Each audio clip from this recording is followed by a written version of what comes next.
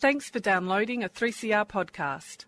3CR is an independent community radio station based in Melbourne, Australia. We need your financial support to keep going. Go to www.3cr.org.au for more information and to donate online. Now stay tuned for your 3CR podcast. But you also had people that were very fine people on both sides. And the aliens with mind meld and give them the technology. They're bad aliens. So are you surprised that Nazis were influenced by demons? No, if demons are real, I would definitely think they'd be on the side of the Nazis. Yeah. McDonald's is connected to the Clintons. They chop up the bodies and put them into the sausage and hamburgers. People are being cannibalized. Look it up. And I'm watching CNN talk about this as violent white nationalist protests. We have done everything in our power to keep this peaceful, you know? It's Pepe's become kind of a symbol. You're listening to Yeah Nah Pasaran, a show about fascism and its gravediggers. I'm Cam Smith. I'm Andy Fleming. And joining us today from New Delhi, our guest is a writer, an artist, and a member of the internationally renowned RAQS Media Collective. Thank you very much for joining us, Shuddhabrata Sengupta. Yes, wonderful. You got my name straight in one go. Nice. We've got you on to talk to us a bit about the CAA and the NRC.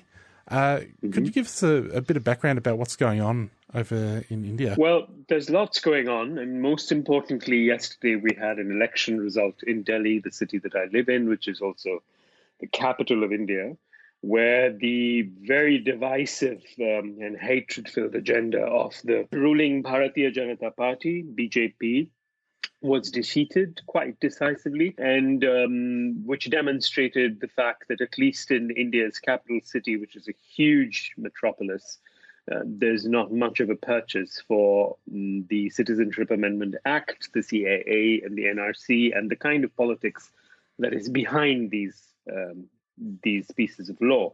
To give you a little bit of background, the Citizenship Amendment Act was introduced and passed in Parliament on the 11th of December last year, 2019, and comes at the climax of a whole series of developments that have to do with attempts by the ruling BJP to redefine the criterion for Indian citizenship on sectarian lines. So the origins of this question lie in the northeastern province of Assam, where there has been a several decades-long controversy about whether or not there are so-called illegal immigrants from Bangladesh and what was earlier East Pakistan in Assam. This is a territory in which people have been moving and migrating for hundreds of years. So it's people moving across sort of artificially created state and province lines it's part of the natural history of the region. Chauvinistic forces in Assam wanted to deport and remove people who are essentially Bengali-speaking migrants from what they consider to be East Pakistan or Bangladesh. Many of these people have had families in this region for over centuries and have had histories of migration in and out of the region.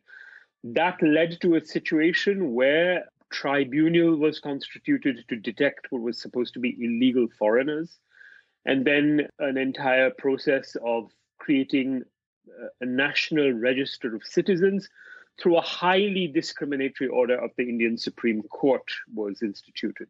This national register of citizens filtered out something like around 2 million people, of which roughly 60% were Hindus, Bengali-speaking Hindus, and roughly 40% were Bengali-speaking Muslims. Now, the BJP, which is a party that champions the cause of Hindus, was caught in a kind of double bind because of this. On the one hand, it wanted to create this divisive agenda of filtering out immigrants, and on the other hand, it wanted to champion the cause of Hindus, who it considers to be its constituency. This led to a situation where they tried to solve this dilemma by creating the Citizenship Amendment Act, which then produces a situation where the state can give citizenship around a certain cutoff date to non-Muslim immigrants from Pakistan, Bangladesh, and Afghanistan. Everybody in India who was concerned about this immediately understood that this is a kind of sectarian delimitation of the qualifications necessary to acquire Indian citizenship. In very simple terms, a devaluation of Muslims in terms of their relationship to citizenship. And the way in which you had to prove citizenship if you were suspected of not being a citizen was to produce what were called legacy documents or papers going back to at least one or two generations, where you had to prove that your parents or grandparents also lived in India. This demand to show papers outraged a very large section of people all over India. Of course, Muslims, but also many others, including Dalits, the lowest castes, Adivasis, the indigenous populations, and poor people generally, who are all document poor, and for whom this demand to produce documents as a way to establish that one is a citizen seemed like an insult. From then onwards, from around the 13th of December onwards, there have been many agitations, and these agitations have been met with brutal force. Roughly around 30 people have already been killed in incidents of police violence in Uttar Pradesh, the northern state bordering Delhi, in Assam, and in Karnataka. And people have been outraged everywhere. And this has led to a series of ongoing, night-long, 24/7 vigils and citizens' protests in many parts of the country, and especially in Delhi. That's the background against which all of this is happening. I have seen media reportage of protest about the CAA, and often it seems to be concentrated on university campuses. Can you speak to the role of students in this protest movement? Certainly. Students are very involved in the resistance to the Citizenship Amendment Act, but they've also been involved across university campuses in resistance to what they perceive as assaults on higher education. This involves funding cuts. This involves restrictive ordinances that attempt to constrain academic life. It involves protests against completely unreasonable fee hikes. This government seems to particularly enjoy attacking young people, and students have been at the forefront of resistance to the government. Particularly what happened on the 13th of December was that a student march was announced from Jamia Millia Islamia University, a very major central university in Delhi, from the university campus to Parliament. Incidentally, this is the university where I myself have studied. This march was stopped and was met with a lot of violence. The police entered the campus, raided hostel rooms, and attacked people. There was another march again on the 15th of December, 2 days later, and that was met with incredible amounts of violence. Police entered the library through tear gas inside the library, attacked women students in washrooms, and really, produced a situation of complete terror, complete state terrorism.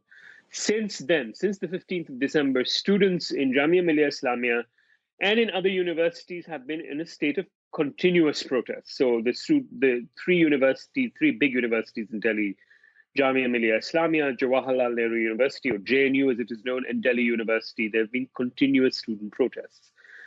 Along with this, there was an ongoing student agitation against fee hikes and registration processes that seemed invasive in Jawaharlal Nehru University. On the 5th of January, a mob of right-wing hooligans entered that campus and led a murderous attack. They almost killed the Jawaharlal Nehru University Students' Union president, a young woman called Aisha Ghosh. So there seemed to be a pattern. The regime was either letting police into campuses, and by the way, in Indian universities, the police cannot enter campuses without authorization from the university authorities. In Jamia Millia Islamia, they entered university campuses without authorization, attacked students. In Jawaharlal Nehru University, they stood by and watched while right-wing mobs entered the university and attacked students and faculty. When the police were called upon to intervene in the second instance, they did not intervene. So we have a situation where either the police itself acts as the hooligans of the regime, or they stand by and watch while ununiformed hooligans enter and ransack campuses, attack students and faculty. As a result of this, there's been a steady increase in student protest.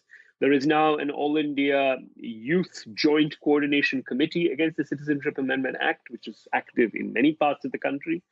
And young people everywhere are very resolutely with the citizens' protests and are an important part of it. As you've mentioned, there has been seemingly the intervention of right-wing paramilitaries on the campuses Correct. And on the streets. To what extent do you think that these are organised interventions, and what's the relationship between the BJP, its youth wing or its student movement, and other groups such as the RSS, which, as I understand it, is a far-right or fascist political organisation? The RSS is currently, I think, the oldest active fascist organisation in the world.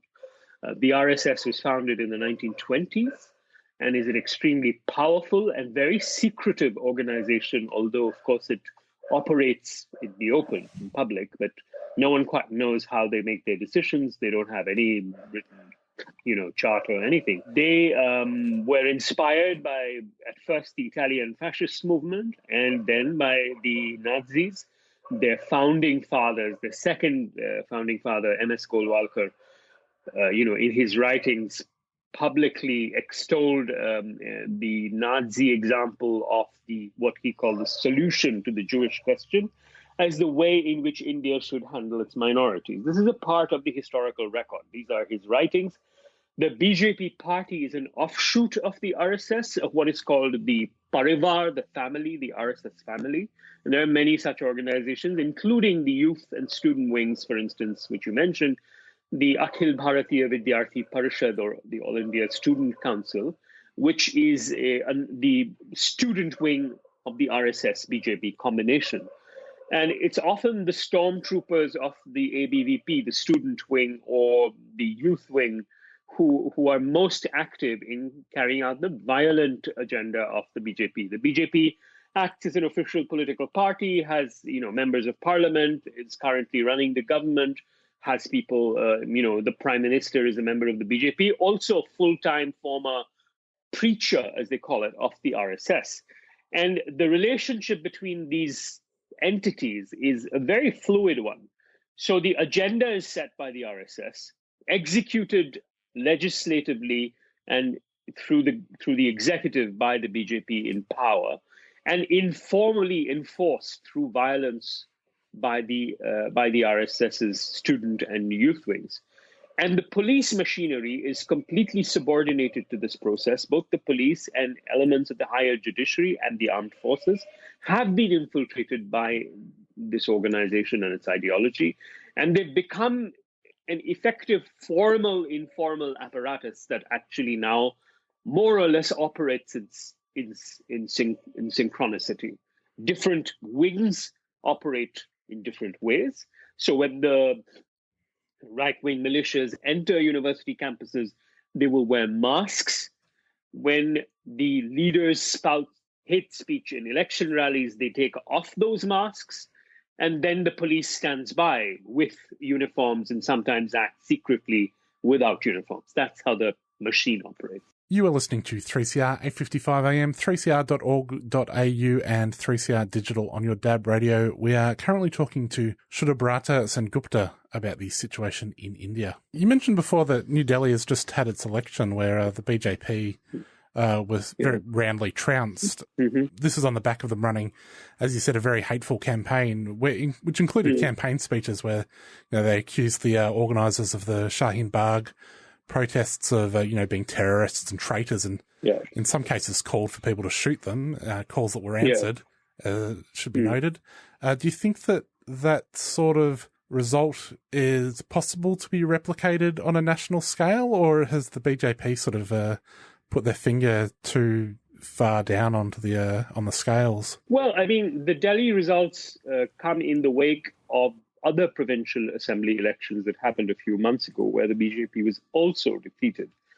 We have the examples of Rajasthan, a state bordering Delhi, Madhya Pradesh and Chhattisgarh, two very important states in central India.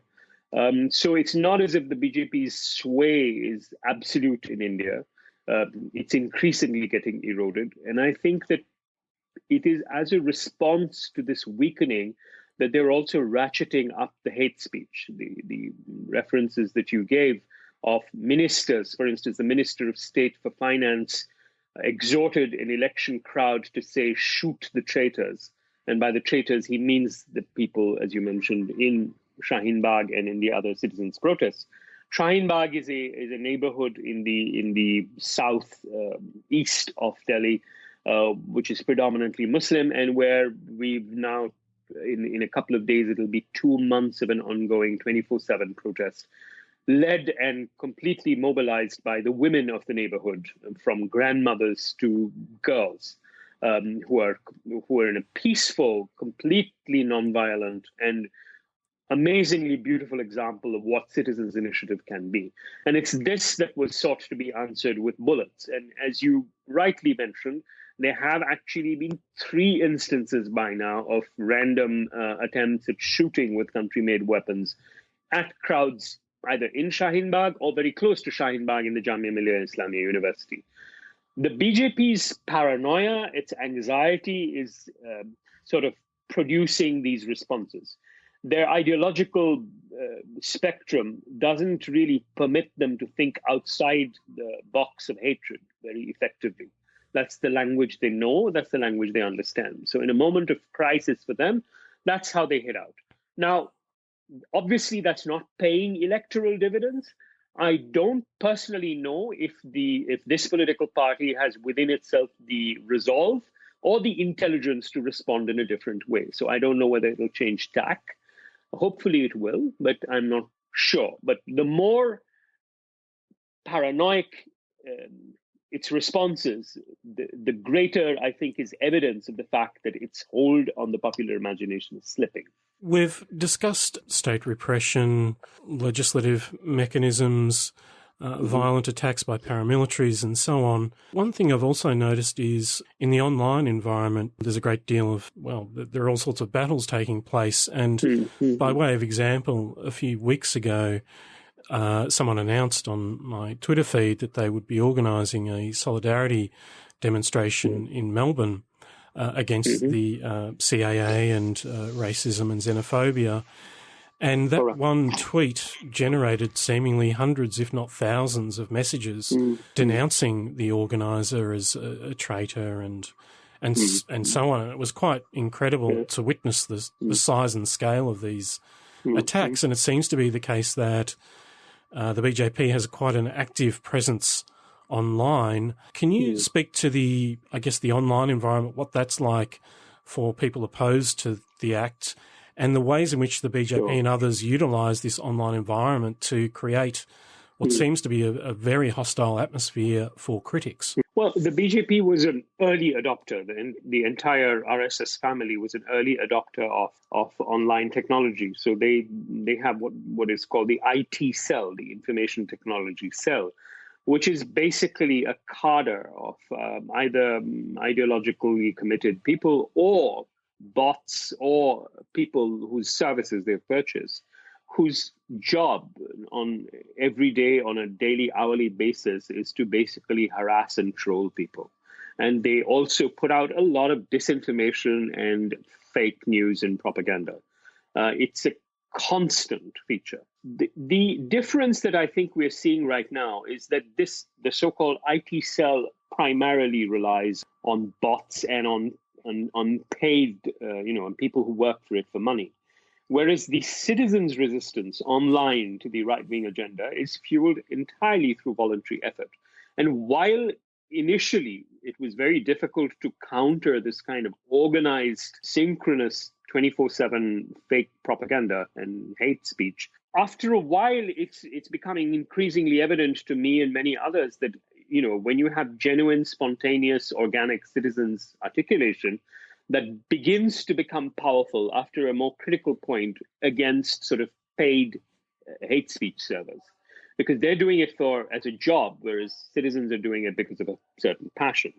Yes, it's true that there's been a very sort of big initiative by the BJP and the RSS to sort of monopolize the online space, but it's been very seriously challenged. And I'll give you some examples. For instance, the attacks on the JNU campus actually were coordinated on a WhatsApp group. People entered that WhatsApp group and in real time began leaking evidence of the fact that senior ABVP members of the RSS student organization and some members of the JNU faculty were actually listening in or participating in the orchestration of actual physical violence. This is part of the record. So while this was happening, I was present at JNU that night. While these WhatsApp chat rooms were sort of coordinating who is to go to which gate and hit which students in which hostel, screenshots of these chats were being released into the public domain. So there was a very effective fight back to the attempt by the BJP RSS to use the online space for its violent purposes. And that's been the case everywhere. We've noticed the fact that the citizens' protests in Shaheen Bagh and the many Shaheen Bagh-like protests that call themselves mini Shaheen Baghs in different parts of the city. I've been traveling to many of them. They all organize themselves through WhatsApp groups, through online, through Facebook groups, through Twitter feeds, through Instagram. And there's been an extraordinary also explosion of humor and creativity where the resistance to the RSS BJP takes it on its own ground and sort of confronts it on its own ground, both on the streets as well as online. So there is a huge effort by them to monopolize public conversation, public discourse. And also they control large amounts of the mainstream media. So if you were to tune into television stations, news stations, they are a lot like Fox News. There's a channel called Republic TV or ZTV or News Nation, which continuously produce hateful propaganda and lies. And the only way that this is being countered is by constant taking down of misinformation and of hatred. You've published an article for The Caravan about current events, and there are a couple of things in that article I thought it'd be worthwhile you elaborating upon. One is the involvement of women in this protest camp and others, the leading role of women, what that means in terms of, confronting Modi's and the patriarchal nature of Modi's politics. And the second is you drew a kind of loose comparison between what's happening in Delhi and similar kinds of protest movements in places like Hong Kong, Baghdad, Beirut, and so on. So, what do you think is this evidence of a global trend towards what might otherwise be construed as not necessarily leaderless resistance movements, but movements which don't elevate particular individuals or groups to a leading position and are actually actively and consciously refusing those kinds of representational politics? I think you're very right. I mean, this is a global moment.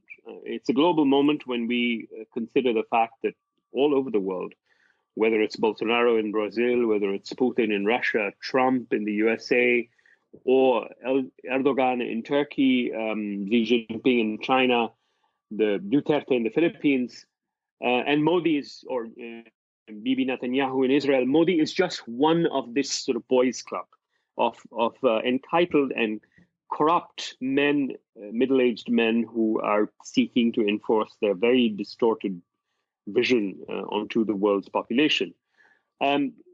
When this trend began to escalate, a lot of people got very worried, but actually I was quite reassured. I would have been much more worried if we just had Modi in India and didn't have all these idiots in the neighborhood. It's because it is a global trend that it also means that there will be a global response. And I think that's what we are seeing. We're seeing across the world a new kind of politics emerging, which is writing its rules as it walks. And it is insisting on being leaderless. It is insisting on being largely, a result of the activism and the militancy of the young, sometimes the very young, and the incredible amount of power and energy that women bring to these protests. And that's not just true of of India. It's true of Sudan. It's true of Beirut, where, my friends in Beirut, when I see the videos they send, you can see the incredible dynamism of young Lebanese women, or even in Iran or in Iraq. So I think that there is a way in which the legacies of the 20th century and its insistence on a hard, patriarchal, top-down politics, irrespective of whether it was from the right or from the left, is now being challenged on the ground by a generation of young people, of whom, in many cases, the large majority are young women. They do not play by the rules that are set by the boys' club. In India, we've seen that. The Shaheen Bagh protests were entirely women-initiated, women-organized, women-led in a leaderless fashion. There's not a single individual who's been, we can say is the leader of the protest. They have rotating committees that consist of women who are both grandmothers as well as young college and high school students.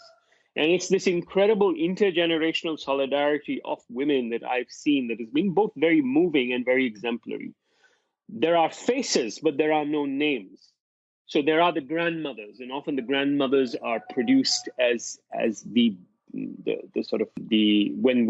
the assaults of right-wing media become intense. The grandmothers stand up with a kind of moral stature that they have because they're elderly ladies. Sometimes they're 80 or 90 years old.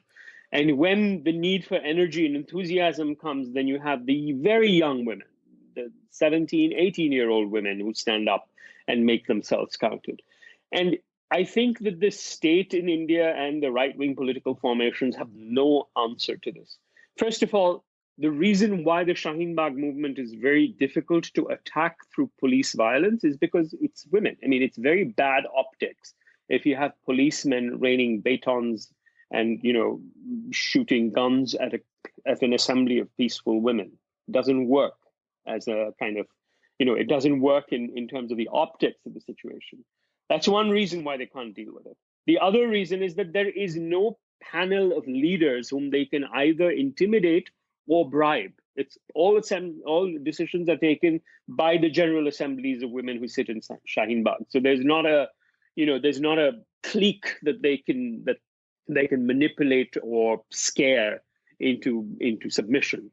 So this pattern of leaderless, women-led, women-embodied politics, in which men are important allies. I mean, there's this beautiful reversal of roles in Shaheen Bagh, where in a predominantly Muslim majority neighborhood, the men and the boys of the families are the ones who are making the tea and, making arrangements for lunch and for children to go to school.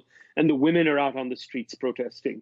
I think this is a very, very remarkable instance of solidarity between genders and also between generations. Well, we'll have to leave it there. Thank you very much for joining us. Is there somewhere that people can find your writing or art online? I write almost every day on Facebook, so people can find and follow my Facebook page with my name, Shuddhabrata Sengupta. It's relatively easy to find. The RAQS Media Collective's art is shown internationally. We maintain a sort of separation and a distinction between the kind of art that we produce, which is not necessarily agitprop art, and the political work that each one of us, individually, the three of us, do, and the social commitments and engagements that we have. I would be doing the same thing if I were a mathematician.